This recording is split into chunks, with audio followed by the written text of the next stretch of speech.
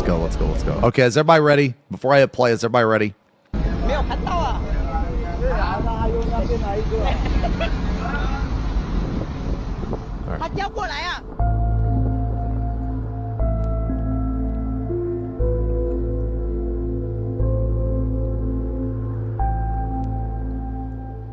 YouTube is an unusual place. For the past 5 years, tracking down its most disturbed and mysterious content has become an obsession for me. That search has led me down rabbit holes and into pockets of the internet that, for better or worse, and usually for worse if I'm being honest. Dawn at the ship.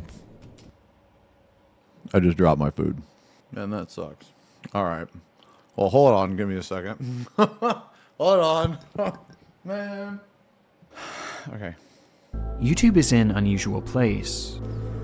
For the past 5 years, tracking down its most disturbed and mysterious content has become an obsession for me. That search has led me down rabbit holes and into pockets of the internet that, for better or worse, and usually for worse if I'm being honest, have left a permanent impact on me. Oh, but recently, I was asked if any one case stood out above the rest. What was the quote-unquote best of the worst? And I was surprised at how easily an answer came to me. It was a story that started in Fiji, in the back seat of a taxi cab. Fiji? What is that? Inside, a woman grabs her seatbelt from the top left corner of her seat and pulls down, waiting to hear a click. But as she does so, her hand brushes against a familiar-feeling object. It was a cell phone, presumably left by the rider before her. For the student, times were tough, and she was just barely making ends meet, so she quietly made the decision to slide the phone into her pocket before the cab driver could notice. Shortly after, she was dropped off at home, where with a mix of nervousness and excitement, she slid the device's lock screen. To her surprise, it was... You guys ever done that? I took money. I saw like a $20 bill on the side of the road. That's fucking mine now. Fuck you. Whoever dropped it, nope. Don't drop money. I've never had the issue of like a wallet or phone or any valuables like that. And honestly, man, if I ever did find like a wallet, I would definitely 100% return all the shit to the person because, dude, let me tell you, it is such a fucking pain in the ass to get like a new ID or birth certificate or any of that shit. Sure, mister, I found 20 bucks.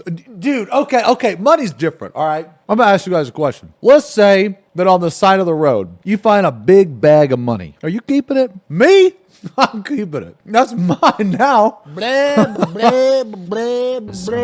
Without hesitation, she began to comb through its I would search the world and return it. contents, leading her first to the phone's camera roll, where she found what looked to be a peaceful video of the ocean, eagerly pressing play to see what secrets the clip might hold. Oh.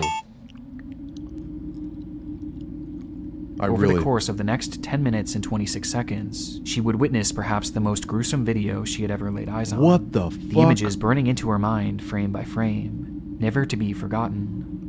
The following day, she would upload the same video to YouTube, marking the start of an internet mystery whose trail was as vast as the ocean itself, and whose contents immediately made it one of the most mysterious videos to ever appear on YouTube. Is there going to be any graphic stuff? Like, is this Before we dive another deeper into this rabbit hole, I want to first incident? thank today's sponsor, PDS Debt. I've learned in my adult life that going All right, guys, you want to know about PDS debt? into debt is hard to avoid. Okay, listen Falling up. into it is so easy, but getting out is a much different Are we story. skipping? And the anxiety and stress that comes with trying to claw All right, so check it out, dude. Check it out. PDS Debt is offering a free debt analysis. It only takes 30 seconds. Get yours. All right, there we go, right there. All right, we're going to skip. But shout out to PDS Debt. PDSdebt.com, Nick Crowley. Hell yeah, brother.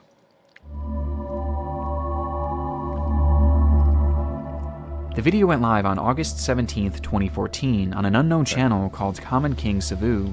It opens with a shot of the ocean, filmed with what appears to be the grainy camera of an old cell phone. All right, I can tell you right now that both of these boats, they're controlled by ghosts. Okay, there are entities driving these boats. You can tell by the quality of the camera.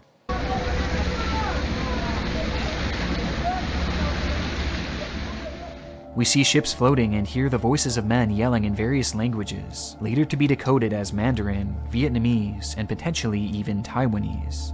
And while translating their words is difficult, their sentiment is easy to understand. Something had grabbed the men's attention. Something in the water.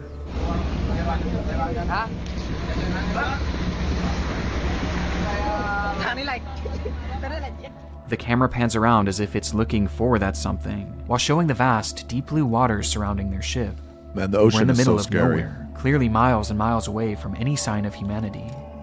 Suddenly, the commotion intensifies as the cameraman makes a dash for the opposite side of the ship, as finally he sees it. What?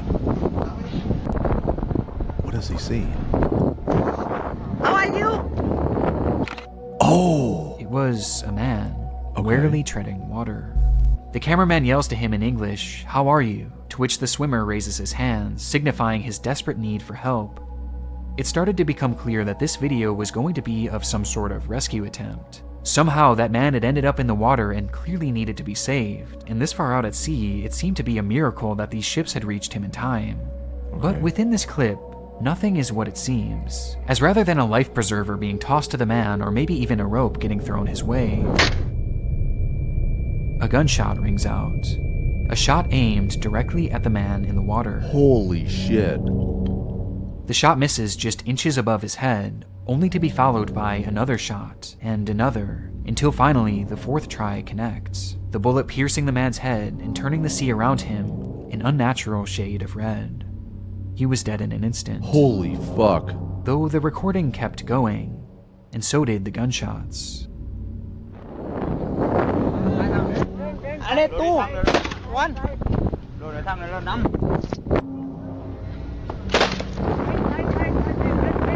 Đánh. The camera pans across the waves, now revealing two more men in the water, clinging to what appears to be the wreckage of their boat, a boat that somehow had been destroyed. And before long, one of them was struck too, leaving the other man hanging onto the debris as he silently watches his friend's body float lifelessly past him. He held on for nearly 4 minutes, not saying a word, not fighting back, just holding on, until finally, he too was executed.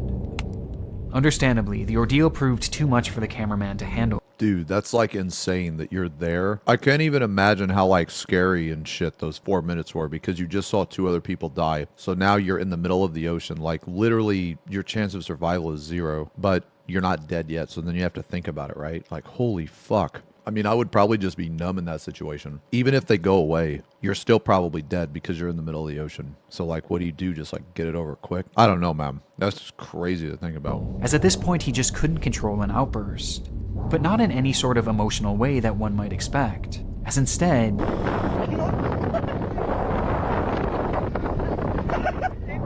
he couldn't hold back his laughter. Even as a Holy 4th swimmer was fuck. found and also executed, the laughs and the cheers from the people on board just kept on coming. Hello. Maybe this was like,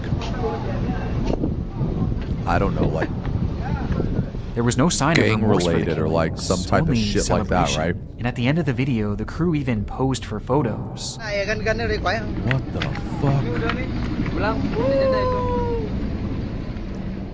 Some of them joining arms together while others took selfies, with those listless bodies floating in the background. What did they do? Over the course of the clip, 63 shots had been fired at 4 men in the ocean, none of whom survived the encounter. The video would be kept on YouTube for only 3 days under the title "Fishing Vessel Fijian Crew Getting Shots Outside Fiji Waters," providing the first and really the only bit of context for the clip, as when people began to dig deeper to find out what exactly they had just watched, they found something unusual. They found nothing.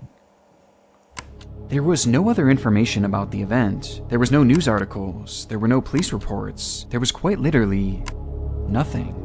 This video was seemingly the first ever mention of this incident on the internet. Now, this might make sense if it had happened in the days surrounding the upload, but when digging into the video's metadata, it was revealed that not only was this not true, but that the video had actually been filmed a whole 2 years prior, in 2012, meaning that for 2 full years, whatever this event was went unseen and unreported. Given its alleged Fijian ties, their government would be the first to investigate in a process that only took about a day, as they immediately determined that the fishermen seen in this footage were not actually Fijian, and nor were the shooters. In fact, the waters didn't even match theirs either. And so, with the video having no ties to their country, they immediately dropped the case. For any others trying to find more information, things were bleak, as they had no idea where the incident took place, who the victims were, who the shooters were, the identity of the ships, or even the motivation behind the killings. They tried to find out who these victims were by searching every single accessible missing persons database from all across the world. They then tried to find cases of missing ships or reports of shootings at sea, only to reach the same results. Despite seeing it with our own eyes, it was as if these killings never even happened.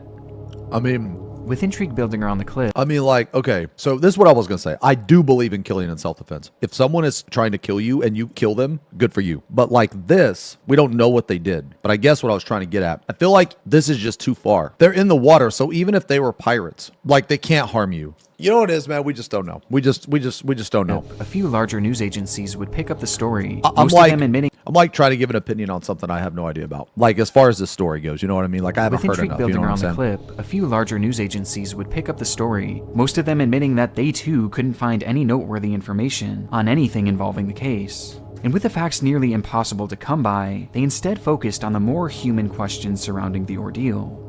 Why? What had motivated the men on the ship to open fire on these helpless people? And given the media climate at the time, a reason was quickly brought forward. These are the pirates of Somalia, holding the world's shipping industry to ransom. U.S. officials say they are working with other countries. I recently learned about like pirates of Somalia. To deal with the lawlessness they say is the root cause of the piracy. We have to ensure that those who commit acts of piracy are held accountable. The high seas are often a lawless place, and of all the criminal groups that can be found at sea, by far the most notorious at this time were Somali pirates, with it quickly being assumed that the men seen in the water were just that. Pirates that had planned to overthrow the ship, yet were somehow stopped, leading to their slow-motion execution. This honestly explains a lot, like why the crime was never reported and why the crew seemed to be celebrating their killing, as after all, this would mean that they had just survived a pirate attack from a group that likely would have done much worse to them. Because of these reports, the discourse surrounding the footage quickly went from shock to, in many instances, support, with one user writing, "Kill those fucking pirates. They would not hesitate to kill you if they had the chance. How does it feel, you fucking scums?" I mean, they're not wrong. The pirates I would imagine the pirates would probably not hesitate to fucking kill you. And while not everyone held such strong emotions, for most it was settled. This was a case of self-defense, albeit. Yeah, it's like, it's very easy for us to not be emotionally involved because we weren't there. We didn't experience it. But if you experience something like that, then your emotions and you're going to be full of adrenaline and you're going to want like vengeance and, you know, that type of shit. It's like, I mean, is that right? I mean, you know, no, I mean, probably not. I don't know. I'm not in the situation. I'm not like qualified to make that fucking judgment. You know what I'm saying? I don't know, man. It's weird. Be it a heartless one. Though as the clip began to slip from the headlines, questions began to arise that for a select few weren't so easy to ignore. For starters, in the footage we see 4 large boats in the area, which would make one wonder why such a small pirate group would choose to attack a ship that had reinforcements literally right next to it. Yo, that's another really good point too. Basically, not every country or every type of person is the same. They weren't raised the same. They don't have the same beliefs. They don't view death or murder as the same because of their experience, because they live with it like every day or whatever, you know what I mean? It's much different from like me I'm nice and cozy in my fucking, you know, Kansas home, you know, away from murder and violence for a majority of my life. You know what I'm saying? So like my experience with that is going to be vastly different than someone like at war. You know what I mean? It almost seemed like a suicide mission. And on top of this, through the debris, you can clearly see that the boat was wooden, with it later being identified as a dhow, a slow-moving fishing vessel almost exclusively used in Arab countries. Given its speed and fragile wooden structure, this would likely be the last choice for many pirates. So not only did this not make sense from an attack standpoint, but the country of origin of this boat seemingly didn't match either. And to make this even stranger, the boat clearly had a flag attached to it, and though it couldn't be definitively identified, flying the flag of a country is almost unheard of for Somali pirates. It's safe to say that the pirate theory wasn't as concrete as many had assumed, and this only becomes more evident the further we dig into the video, with one of the most glaring discrepancies being the demeanor of the crew.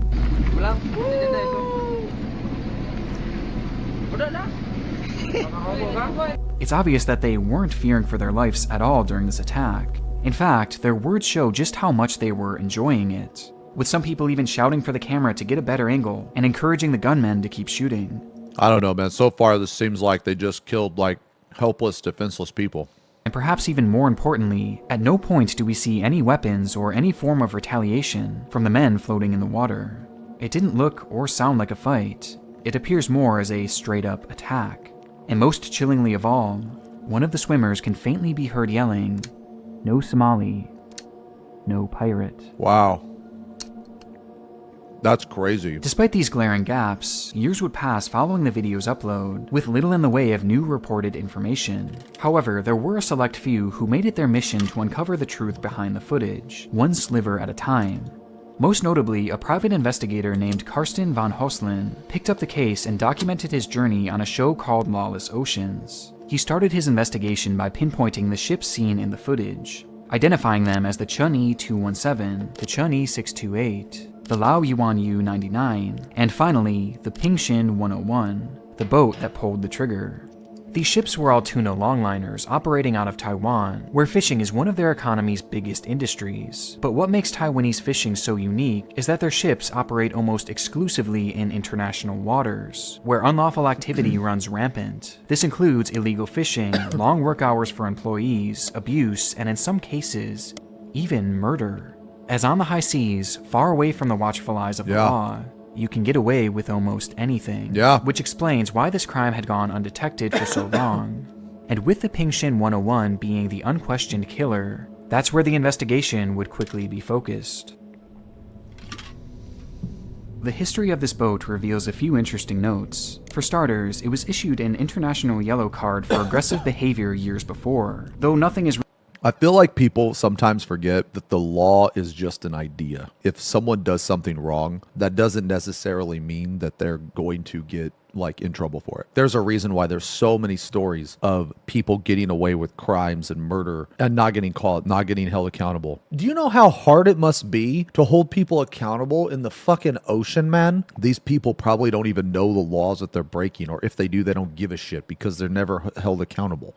You know, if you're never held accountable for a law, then the law isn't real. Really known about the incident that led to this decision, but what we do know is that in 2010, the ship had made an insurance claim, citing that it collided with a smaller vessel, causing some minor damages. And though the captain claimed that this was an accident, the footage said otherwise.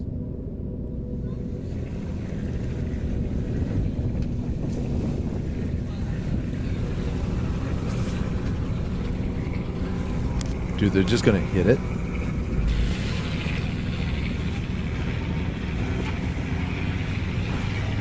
Yeah, they're just gonna hit it.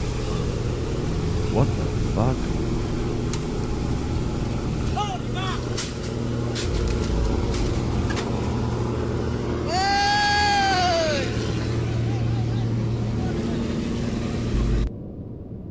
Somehow, this exact same incident just so happened to be captured by a man sailing aboard the Pingshin 101. The footage shows the longliner aggressively pursuing a smaller fishing boat, while the crew aboard laughs and cheers on, just as they did in the other video. Yeah. Only this time, they aren't the only aggressors, as we can see 3 other ships joining in as well. The exact same 3 ships shown in that original video. Eventually, the Pingshin rams the vessel, causing it to break down before the video ends abruptly. It's unknown what happened to the ship from here, however, many have posited that its crew was met with the same fate as the other victims of the Pingshin 101. Much like the sea slaughter video, it's unknown why the ship was even attacked to begin with. This clearly wasn't a Somali boat, and again, at no point did we see any sort of weapon or any sort of if it's the combativeness same other coming boats, from then that they're just ship. in cahoots. It seemed to be simply another fishing vessel. But what else is so intriguing about this video is that the fleet of ships were equally as involved, actively working to corral and trap the boat. And given their proximity to the murdered swimmers in the first video, perhaps they were all involved in that slaying too. Almost as if these ships were part of a gang. Yeah, that's what I said earlier, man. Leader. With all these discoveries, finding this ship was going to be the key to the investigation, as having documented its aggressive history, finding it became everything for investigators. But whereas the search for information had thus far been difficult, the search for the Pingshin 101 was impossible. In July of 2014, a cargo ship sailing in the Indian Ocean named the Sam Tiger received an SOS call from a nearby ship. When they arrived on the scene, they saw the Pingshin 101 on fire and sinking alone in the ocean. Upon the crew's rescue, it was stated that there had been some sort of explosion on board and that the engine room had been completely flooded, causing the ship to go down, leaving it burned to a crisp at the bottom of the ocean, just months before the video would be exposed to the public. The ship and all of the evidence that it might hold were gone, and gone under suspicious circumstances Man, it's like so pretty but terrifying at the same time. as well. Allegedly, when asked about what happened that night, fishermen on board gave varying testimonies that didn't seem to line up, with no one being able to offer any sort of cause for the explosion, and some stating that they didn't even hear an explosion as well. With the story of the flooded engine room seeming off too, considering that it had a watertight door that could have easily been closed, thus stopping the sinking. Today, multiple ship experts who have reviewed the case believe that the ship was sunk intentionally, but whether this was for insurance purposes or to conceal some sort of evidence is unknown, but the timing of it all might hint at the latter. As crushing as this was for the investigation, there still was hope, as even though the ship was no longer around, the crew certainly was.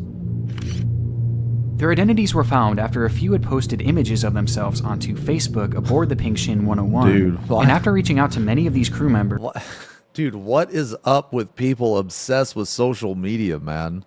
the investigator Karsten Van Hoslin found a few who were actually willing to speak with him. And so, individually, they would be asked about the murders at sea, and one by one, they began to recount their experiences. Only, as they began to talk, there was something strange about their story, something that didn't match the video at all. It was the time of day, with each of the men noting that the killings had taken place at nighttime, and that it was completely dark out when the shootings occurred. This made no sense to the investigator until That'd be really hard to shoot then. he realized something. The story that they were sharing was not the one portrayed in this video, Yeah. and instead, it was an entirely different killing, and one that was far, far more gruesome.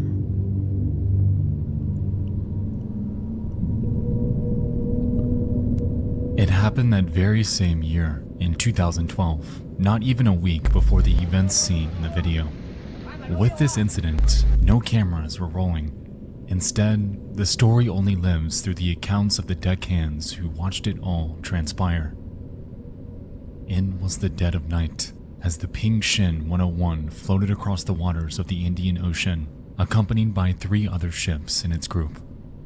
As the sailors finally settled in for a precious few hours of sleep, the quiet of the night was shattered by the captain yelling across the intercom. There was a ship approaching on the horizon, and according to the captain, that ship was carrying pirates. The men knew what this meant as they scrambled to get dressed and headed to the deck, where the group of 4 boats had already begun their offensive measures. Yet, as they watched on, they saw that the ship was silent. It wasn't provoking in any way, and rather was minding its own business, appearing to be on none other than a standard fishing expedition. On its dimly lit deck, a group of men could be seen standing watch, and none of them were armed. Then, noticing that they were in danger, the ship attempted to turn and flee, but it was too late. They had already been labeled a threat by merely being in this fleet's eyeline. Quickly, the Pingshin 101 caught up with the vessel and struck its side, causing the boat to split in half and throwing its occupants into the dark waters. The light on board flickered, then shut off, covering the wreckage in a blanket of black, leaving nothing but the sound of splashing, yelling, and the faint putter of their engines. That's until the water turns bright, as a powerful spotlight on board the Pingshin beams into the sea, illuminating one swimmer struggling in the water.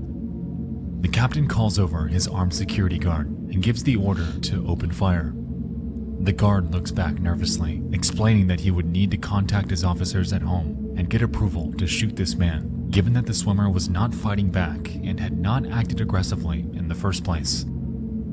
However, to the captain, this didn't matter, and he insisted that the guard open fire anyway. And so, with shaky hands, he raised his weapon and pointed it towards the helpless man, only to pause when he heard a faint cry. It was the supposed pirate in his sights, speaking a language that the Arab security guard knew, and just like the incident that started it all, the swimmer yells, "No, Somali." In that moment, the realization set in that they had just attacked an innocent fishing vessel, causing the guard to immediately lower his weapon, only for it to be ripped from his hands by the captain. His mind was already made up, and so he took aim and fired the gun himself, opening up the door to carnage. That night, the Ping Shin 101 and its surrounding boats would use their spotlights to scan the water for the rest of the ship's occupants, and every time they found one, they would be shot on sight. Scan, shoot, scan. Dude, that's shoot, fucking horrifying. over and over again. This went on all night. And by the morning, the crew had witnessed the drawn-out execution of approximately 22 men. Holy fuck.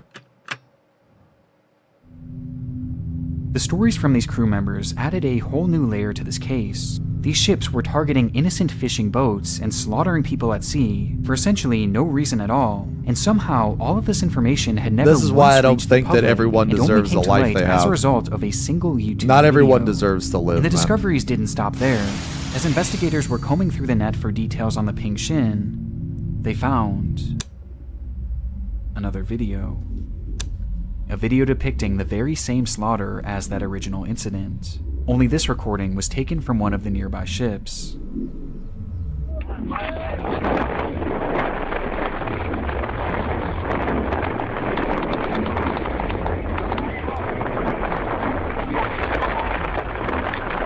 This is like some sick collaboration between these ships and people. The clip shows exactly what was missing from that initial footage. The build-up to the men ending up in the water, as we can see the dhow still intact and being chased down by the fleet. No weapons are ever used by the victims even as their ship begins to break down, which in turn forces them to jump into the water, where the executions begin. But that's not the only thing this footage shows, as this angle gives us a better idea of the scope of these murders. It wasn't just 4 men that went into the water. No, in the footage you can see many, many more, their heads bobbing up and down as they await the end of their lives. And though it's hard to tell for sure, it appears that the number of victims was at least triple what we initially believed, with 12 people ending up in the water. A number corroborated by the crew themselves during questioning, who stated that all the shootings were done by either their captain, the armed guards, or even the other ships. In only a week's time, this fleet had killed upwards of 35 innocent people with their merciless attacks. That's crazy. And given the ship's history of violence and its seemingly crazed captain, there's no telling how many others they had taken too. Oh, you know With it's so many way players higher involved than in this that. These people have become efficient at doing this. Situation, it's hard to pin the blame on any one person for these killings. Everybody aboard all had a hand in it, but it makes the most sense to start at the top, with the leader of the fleet and the captain of the Ping Shin 101. And given the accounts of the crew members, his identity would finally be revealed. His name is Captain Wang Feng Yu, or as he was more commonly called on the high seas, Captain Hoodlum. Nah, you're According right. to his They're not. crew, They're this not captain people. was an They're like angry man, fucking crazy even, vile who made his points creatures by or hitting something, and dude. beating, They're choosing violence above anything else, Yeah. which was perhaps done to make up for his inexperience as a captain, given that he was only 35 years old, which was considered very young for that role. The revelation of his identity led to him being tracked down and questioned for his crimes, to which he gave a reason for each and every attack, proclaiming that these ships were pirates and that they were threatening him, No even stating way. that one of the men had tried to board their ship on the day of that infamous slaughter. But upon further questioning, his defense fell apart. Dude, even if they were pirates, they're completely helpless and defenseless, man. His actions were impossible to defend, and whether he even knew it or not, he was responsible for the deaths of countless innocent men, including many by his own hand. As a result, Wang Feng Yu was put on trial for his crimes committed in international waters, which is considered extremely rare for cases like this. I'm actually surprised that they tracked him down and charged him. I really am. I'm really surprised they did that. The Taiwanese government charging him for the 4 murders shown in the video, as these were the only ones that they could verify, due to the other story having literally no record of having even happened. He was sentenced to 26 years in prison, which after an appeal would be reduced to just 13. Of all the other ships and men involved, no others would be charged along with him, making That's this the only insane. form of justice to come from the deaths That's of all these crazy. men, supposedly mistaken for pirates.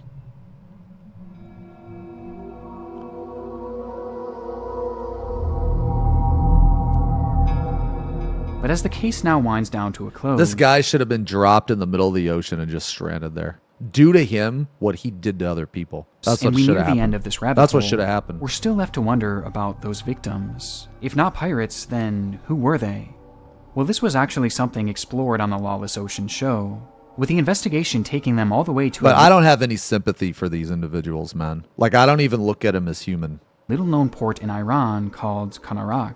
There, Van Hosen managed to track down records of 2 ships that had been lost to sea in 2012, that had just so happened to match the description of the ones that the Pink Shin and their group had attacked. But despite their disappearances, they were never mentioned to law enforcement, and they were never mentioned across any sort of media outlets, even the local ones. Which actually makes sense, as when you start to dig into the background of these boats, it becomes clear that they weren't just fishing, and rather they were more than likely carrying drugs. As it turns out, it was commonplace for vessels like this in that area to carry with them supplies of heroin that they would then transport across the ocean. Yeah. And what makes this so crazy is that when you watch the first video back, you can see little packages floating in the water that appear almost exactly like large bags of heroin. As a result, these ships were likely trying to be extra covert and not draw any sort of attention, as getting in an altercation could easily end up with their dark secret being exposed, meaning that there was likely no way that they were threatening the Pink Shin or any of the vessels seen in this group. It just wouldn't make any sense. However, within this context, I mean, it's hard to describe this type of shit has to be gang related in some way, either on the receiving or the giving end. these people as being completely innocent. But did this really warrant such a brutal execution? And it's important to note too that the murderous fleet almost certainly didn't expect them to be drug carriers. And given that the Pink Shin and its fleet had no ties to the drug world, it's apparent that these drugs had nothing to do with the killings. It was just a strange coincidence, leaving us still without a true motive. Following this lead, Van Hosen visited a nearby village where many of the fallen crew members' families were living, and there they discovered innumerable people missing their fathers, husbands, children, all of whom had gone to sea never to return, while in truth, these families had no idea just how savagely their loved ones had been killed.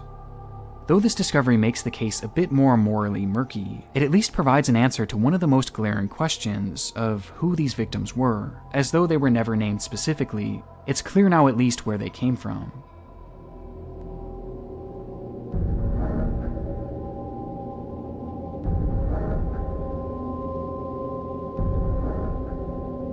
The rabbit hole this video carries with it is almost unimaginable. Imagine if we had just accepted the theory that this was an isolated pirate attack. We would never have known the true story behind this fleet, and the true number of their victims. And justice would have never been served, even if said justice wasn't as satisfying as many had hoped. No, I mean, But the of all justice twists that and was turns of served this was case, not there was somehow equal. one more that remained.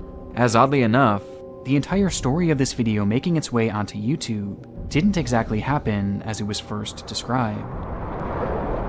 Damn, that's crazy. She found that video or this person found the video in the backseat of a taxi. Well, who the fuck was in the taxi? We started this case with the story of the video's uploader discovering the clip on a cell phone found in a taxicab in Fiji. But she would actually later go on to retract this claim once investigators questioned her further. Instead, she had stated that she had been sent the footage by someone else and felt compelled to share it with the world to warn others of what was really happening out there on the high seas. She even claimed that she knew it would be potentially dangerous posting this video, not only for her, but for the anonymous person she sent it to. And so, she made up the story to essentially absolve them from any involvement. This means that the clip wasn't found on the cell phone of whoever had recorded it, and instead, it had been circulating. What makes this even more fascinating is that this allowed investigators to track down where the video actually came from, or at least how it had gotten to the island of Fiji, and how it had gotten to this phone in particular. And when doing so, all roads led them to a man who had been an avid collector, and possibly distributor, of so-called snuff films. Oh. And within his devices, these investigators found hundreds of other disturbing videos of brutal killings, making it almost certain that this video was originally sold as a snuff film. And even dude, if you have a video like this, okay, you're like the chances of you being a horrible person is like 99.9%. Bringing up the question of whether or not these killings had been done for that sole purpose. Yeah, let alone collect well them. With how the men were acting in the video, gloating for the camera and directing the cameraman on where to go, yelling at him to film it all. And given that we don't really have a solid motive for this event, perhaps it was done for this video specifically. As after all, these workers at sea are notoriously underpaid, and so a video like this would be worth much more than anyone on board was used to making.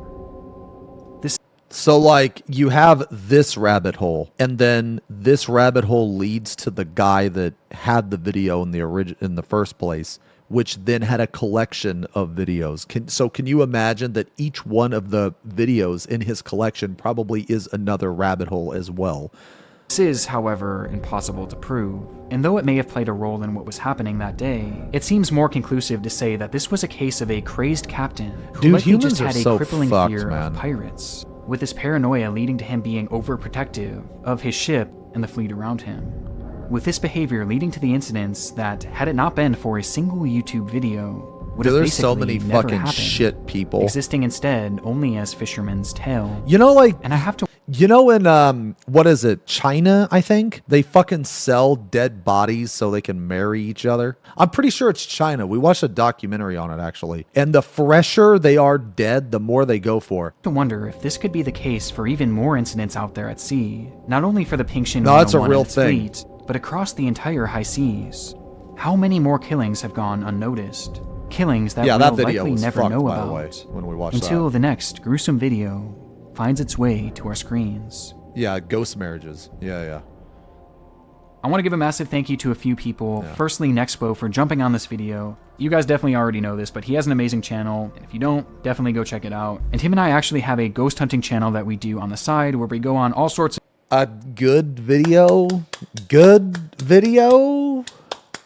Yeah, this is insane, dude. Of crazy adventures. So if you guys want to check it out, definitely give it a watch.